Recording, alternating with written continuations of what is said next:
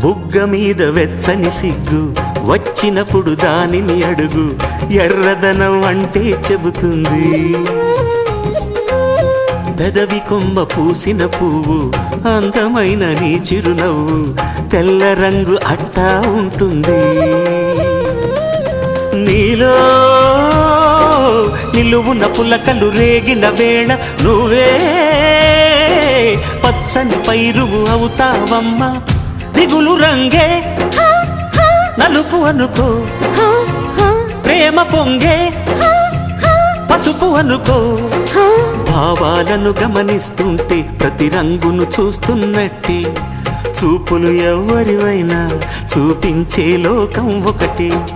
నేస్తమా ఇద్దరి లోకం ఒకటే లేవమ్మా, అందుకే నా కన్నులతో లోకం చూడమ్మా.